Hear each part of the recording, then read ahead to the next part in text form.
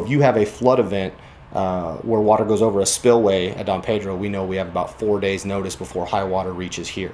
High water out of New Melones is going to be faster because it's closer. It's 2 to 3 days. Water that escapes from the San Joaquin River south of the city of Manteca will generally run north and west. If the water gets to the dryland levee, we're going to ask the residents that are on the other side of it, so the Airport Way residents and in that area, to be ready to evacuate.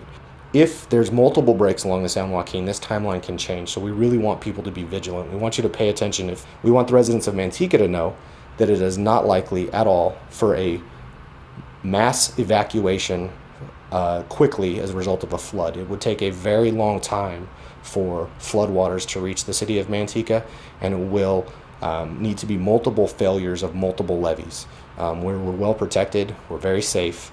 We want you to know that you're in your home, but then comply with any orders you may hear. For our Lathrop residents that are protected by levees, it is important that you pay attention as much as anybody else, especially if you're on the west side of I-5. That is an area that's protected by levees.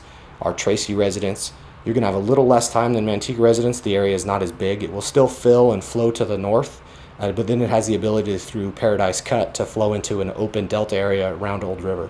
Now there's some homes and farms that will be damaged out there, but you should be able to avoid significant damage to developed areas. In the North County, the threat is not as great, coming from the McCollummy River out of Comanche Dam. But flows from the Comanche reach populated areas more quickly than in the South County.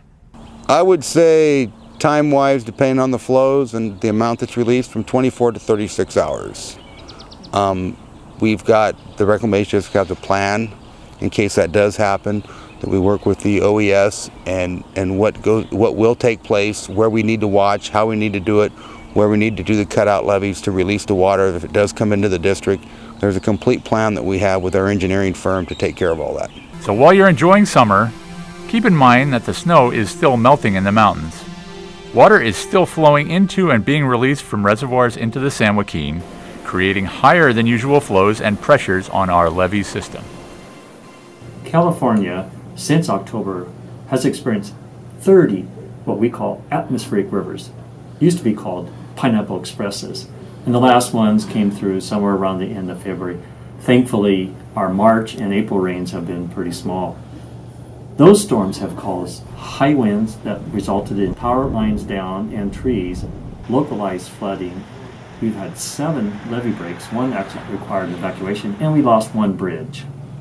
Our estimated damages so far includes about $11 million of ag losses and about $11 million of public safety response. That's evacuations, patrols, safety, and flood fighting.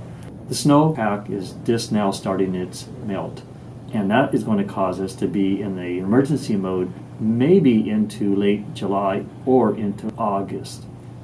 There's dangers out there. These rivers are causing trees to be pulled away from the ground, and they're floating. We've had appliances, chemical drums. We've even found some big sheets of plywood floating around. So because of that, we closed the rivers for boaters along the San Joaquin River. This avoids the boats causing wave washes on the levees. Also, it keeps them from being injured from this floating debris. We do, though, ask you to be aware of your own situation. When you're out on the waterways, be careful. Know where to get information, whether it be TV, radio, our website, our social media. And protect yourself. Be safe out there. Enjoy the conditions. Enjoy the water, the delta. But just be aware. This emergency is not over. Thank you.